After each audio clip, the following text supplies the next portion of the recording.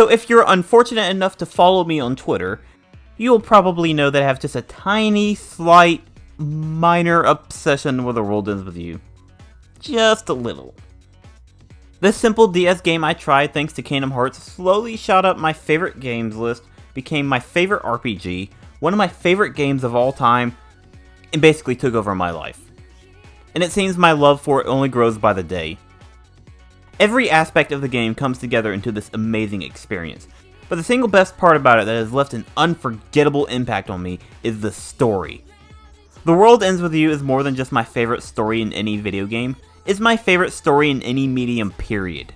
From its fantastic characters, literal perfect pacing, some of the best character growth I've ever seen in a video game, the amazing writing and its brilliant subtlety, and not so subtle message, everything comes together in quite literally peak fiction in my eyes.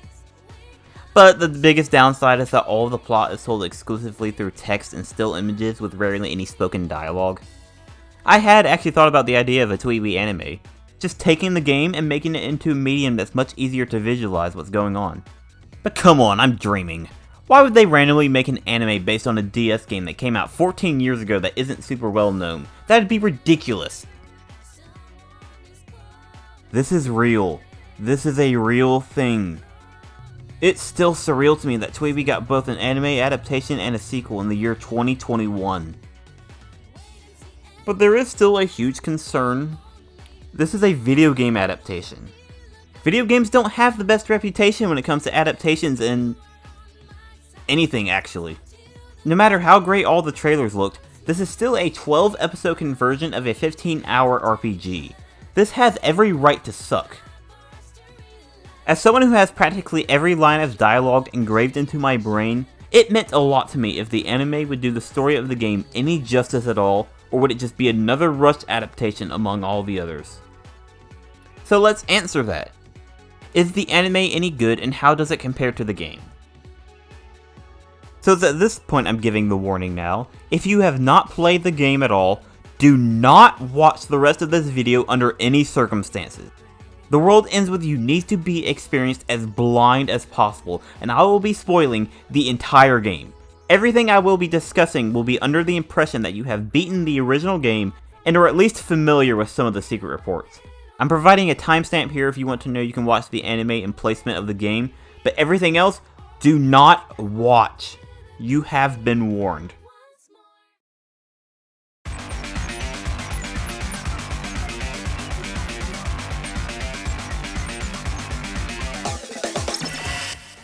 I think the best place to start with the anime is, well, the animation itself. Oh, it looks so good! The original game is so insanely stylized, and the anime perfectly captured that style. This is exactly what I pictured and was hoping an anime of the game would look like. The anime excels in bringing the world to life. The original game is told exclusively through text and still images and leaves a lot to the imagination. What you're looking at is one of the most animated scenes in the whole game.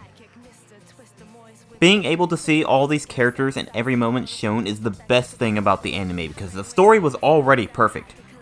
All we needed was to just see it in more detail. I love the subtle new design changes to the whole cast, even to the point I actually start picturing them as the anime counterparts sometimes.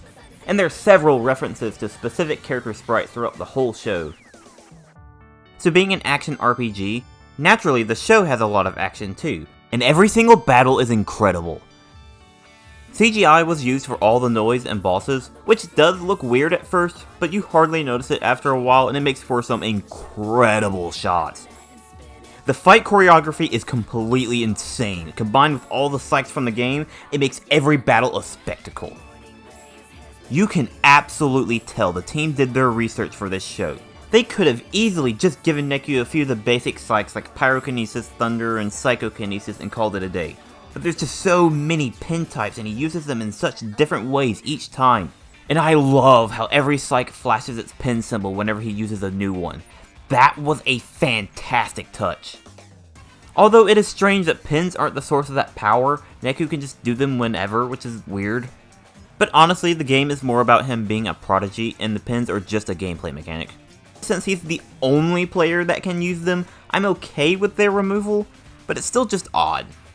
especially with pins barely being used anywhere else, and even excluded in places they really shouldn't have been. But back to attention to detail, fusion attacks. Every time they would reference any of the fusion attacks from the game, or any special attack at all, a smile would always come across my face. I loved every single one of them. From Joshua's level 2 and 3, to his Mega Angel Sky Death Beams, and them incorporating chains and water into Beat's core moveset. The pinnacle of the show's action scenes are easily all of the boss fights, but those are hard to do justice without showing any. I wish they all lasted longer, because unfortunately they could all go by really quick. But that all ties back into the pacing of the show.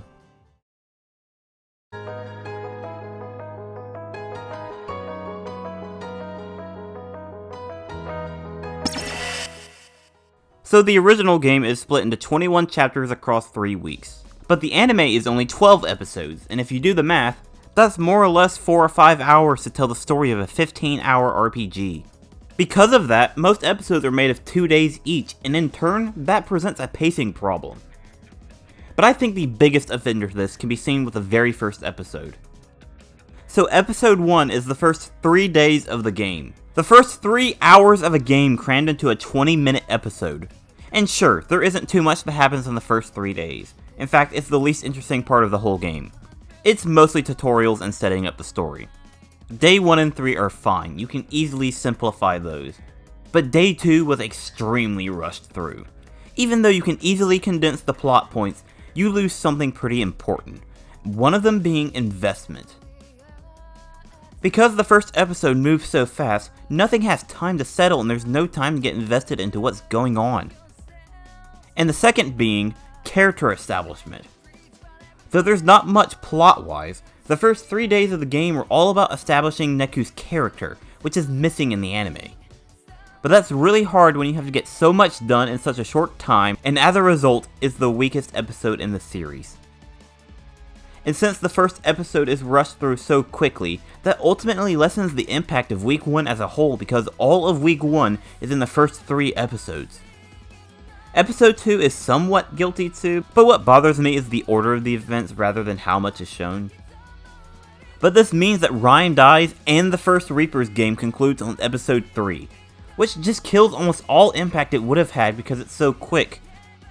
In the game, Rhyme actually died on day 4, and they moved it to day 6 in the anime, and I honestly love that change. But the extra time didn't help flesh her out because there was no time to flesh her out. The pacing does get way better after Week 1, I'll definitely mention that. Sure, there's occasionally some moments that clearly had to be cut short to fit, or battles didn't get much time at all, but for the most part, the pacing is the worst in the beginning.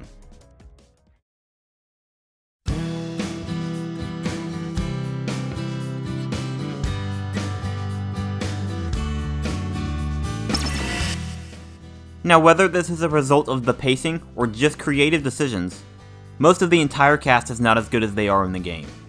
Neku in particular has been severely toned back from his abrasiveness. What makes Neku one of my favorite video game characters is his growth from the beginning to the end. He doesn't care for anyone and doesn't want anything to do with others around him, he's insanely rude, thinks he can do everything himself, and he doesn't trust anybody. He's shut himself off from the rest of the world, and the whole game is about him learning this is wrong. This is the literal first thing you see in the game. Shut up.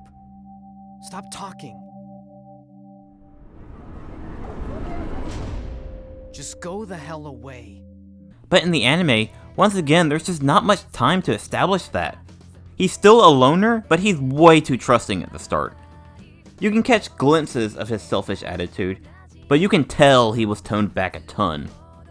Now, I'm pretty sure this is closer to the original Japanese version, in which case localization made him way more aggressive.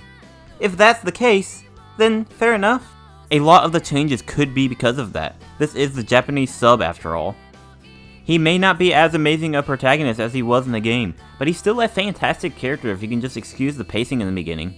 Because Week 2 and beyond, he's just as great as he is in the game. And I'll be honest, most of the other characters fall into a similar trap. Still great characters, but are missing what made them truly exceptional in the game. Like Shiki. Her arc of insecurity and jealousy was so amazing, putting on a fake smile to hide the fact that she's consumed by jealousy, bitterness, and is so insecure with herself that she doesn't feel it's worth coming back to life if it just means she'll be the same person and never change. That hit so hard in the game, but it just doesn't have the same impact anymore because they told all of the events in the wrong order. They revealed her as Eri, had the emotional scene, revealed that she's dead, then explained the jealousy reasoning in the next episode. And what bugs me the most about this Shiki is that they still had all the pieces there, they just put them in the wrong order. It being so early on doesn't help much either, but that can't really be helped. Joshua is weird. Feels like a completely different character compared to the game. They leaned way more into making him extremely suspicious, whereas the original is a smug, narcissistic, manipulative, unlikable snot that made you want to punch him in the face for every word that came out of his mouth. Most of that is missing here, but I don't think it's along the lines of the others. It feels like a different interpretation altogether, and I'm mostly okay with it, but the anime makes him way too suspicious and lacks so much of the subtlety of the original. The game was fantastic at dropping small hints, but deflecting your suspicions, like by placing the blame on Minamimoto, which I also felt wasn't as strong. A fine version of Josh, but the original, like Neku, is just better in every way. Beat is way less of a moron, which is what made him such an endearing character. He's a hot-headed idiot who rushes into everything, acting first, thinking never, but still fumbled his way through to do whatever it took for his sister. Beat not being that bright isn't just for comedy relief, but it really emphasized just how much of a voice of reason Rhyme was to him. She was the one that kept him from being so impulsive and rash. This Beat is perfectly fine, but you lose comedy gold like this.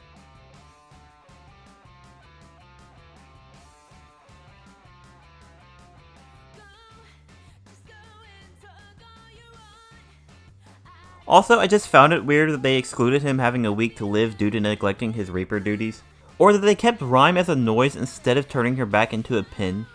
In fact, Rhyme didn't get much screen time at all, but that's no different than the game. But Hanakoma was probably the most disappointing of all to me. His role was significantly reduced in week 1. He's supposed to be this mysterious figure who clearly knew way more than one should, but still had such an aura of charm and charisma that you couldn't help but trust the guy. Like a guardian angel, if you will. In the anime, that charisma is completely gone in the first week. He's barely in it, and most of his exposition was given to Shiki. He's way better in week 2, I'll give them that, and I really like how they handled him at the end. But talk about a character that fell from grace. Now I spent a while complaining about characters not being as good, and if I really wanted to, I could keep going. Uzuki and Karuya, Kitaniji, Konishi, Higashizawa was actually a joke. But keep in mind, I'm directly comparing them to the game itself. When it comes to adaptations, you're going to judge them compared to their original source, obviously. But you also need to accept adaptations as their own thing most of the time because they're always going to be different. Yes, most of the characters are not as well written or deep as they are in the game. It's an RPG to a 12-episode anime, of course they're more fleshed out. But I still loved all of the characters in the anime, even if almost none of them came close to their DS counterparts. Were they all weaker? Yes. Were any of them bad? No. Besides Higashizawa. All of the characters were still good, and some even great. I only wish they could have reflected their original counterparts a little better. Okay, all of the negatives are out of the way. I love this anime.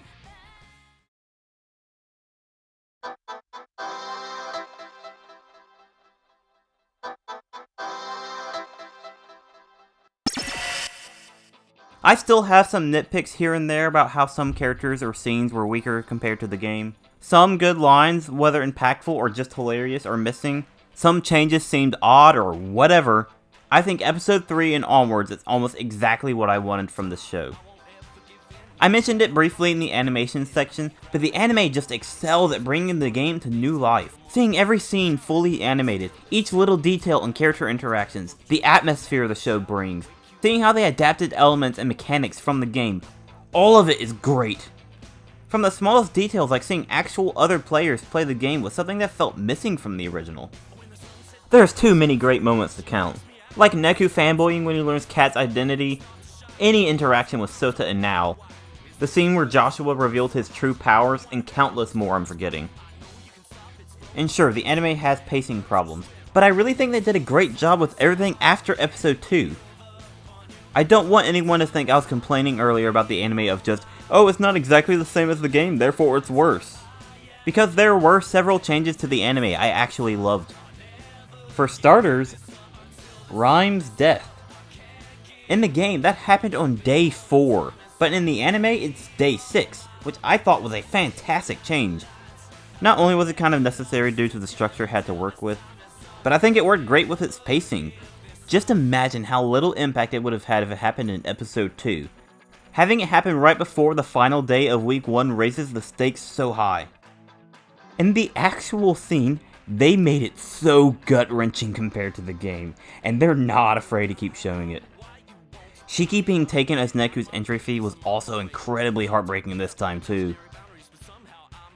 Though a lot of content was cut, especially in week 2, I actually don't have a problem with it because it feels like the anime trimmed the fat of a lot of side stories that aren't 100% essential. Like, oh no, they got rid of 10-Pin Slammer? Oh, the humanity! But we got this scene in return for it, so who cares? Oh yeah, that scene! One change to Neku's character I love in the anime is how remorseful he feels about Shiki. He genuinely feels regretful and responsible for keeping her from the RG, and seeing him wrestle with his own guilt about her is something I love. Because in the game, she's more or less his motivation to win. All of this cultivated in this brand new scene, where he apologizes to Eri and the RG for preventing her from seeing Shiki. It was one of the best surprises in the whole anime. I loved it so much. If the anime had more episodes to flesh things out and we could have got more stuff like this, I genuinely think it could have even surpassed the game under the right circumstances and writing team. But if you want proof that the people working on it cared about what they were doing, then take a look at the final episode. First and foremost, the final episode is called It's a Wonderful World. The original name of the Japan release of TWEWY on DS. Literally the perfect name you could have ever come up with for the finale. Not only was the final boss with Kitaniji fantastic with some of the best shots in the show, but I actually kind of like the Joshua reveal in the anime more, I won't lie. I don't think the build-up and subversion is anywhere near as good as the game, but the actual reveal scene I thought was handled amazingly. And they even somehow managed to squeeze in some of the secret reports at the very end, which I was thinking there was no way they could do without an entire episode of info dumping. But they not only included enough of that information to tie all the loose ends that the game's ending left unanswered on purpose, but did it in such a natural way it didn't feel forced. I'm actually very impressed. The final episode is probably my favorite episode in the whole anime, even beating episode 7. You might have noticed by now, there's one character I keep forgetting to mention.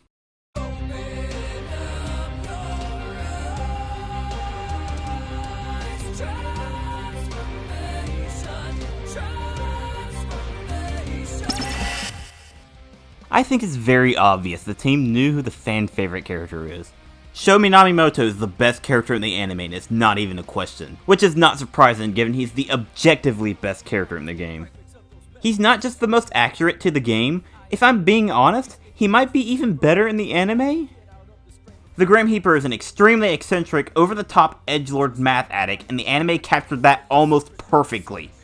He's almost line for line close to all of his best moments in the game. I kept talking about how most characters were different compared to the game, but anime Sho is the same character as game Sho. And the anime might even have a step up.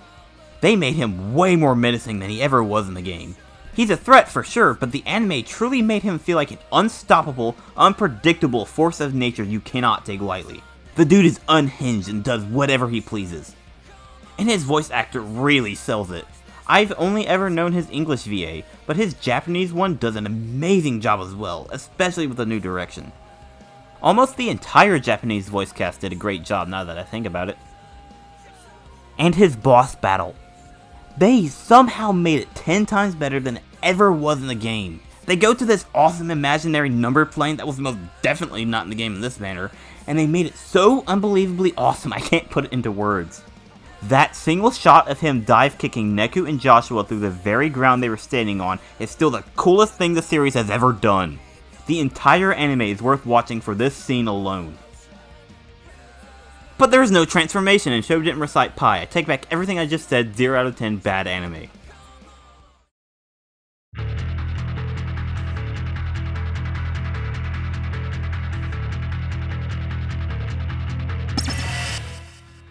The show may have pacing problems, but given the 12 episode limit, they did a pretty good job with those limitations. The first 3 days suffered the most, but that's exactly where I would have sacrificed the time too based on how the rest of the show played out. I'm actually very forgiving on the pacing of the show because I have no clue why there's only 12 episodes. I have no clue if the makers were under any kind of limited budget, strict release window, executive orders that mandated they were allowed so many, or what. For all I know, it may have been 100% a creative decision and the team thought 12 episodes was enough. I don't know, but frankly I would love to know what happened behind the scenes. Anyone can stand here and pick apart and complain about something, but the real question is, how would I fix these problems? Obviously, when it comes to characterization, yeah, I just make everyone more fleshed out and closer to the original. But what about the pacing? So what if there was no budget, time, or executive issues at all, and I could structure the show however I wanted for however many episodes? In a perfect scenario, almost each chapter of the game would get a full episode so they can flesh everything out in a good 21 episodes or so. Episode 5 in the anime already proved how amazing it can be when one chapter gets a full episode. But even then, I still think it could have worked tremendously with only 16 episodes. Just 4 more is all it needed. So here's my idea. Obviously make episode 1 only day 1 and 2, and give time to fleshing out Neku and his distrust of Shiki. But cut off the episode right when he tries to kill her. Then the next one is day 3 and shows what happened after that moment with Hanakoma.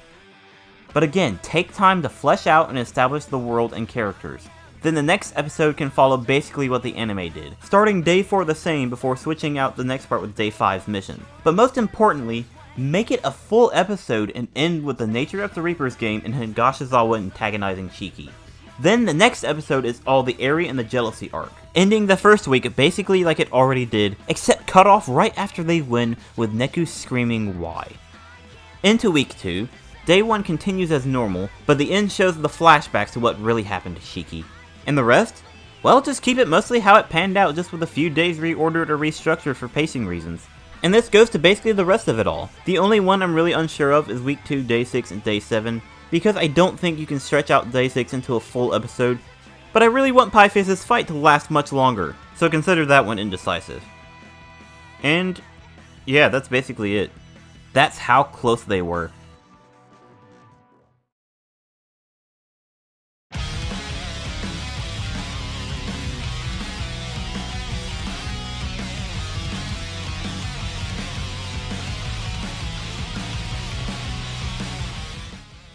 The anime definitely has its problems, most of which boiling back down to pacing. Characters aren't able to be fleshed out in the time allotted, some moments aren't given time to sit, most battles are over shortly, or they have to cover a lot of ground in a single episode.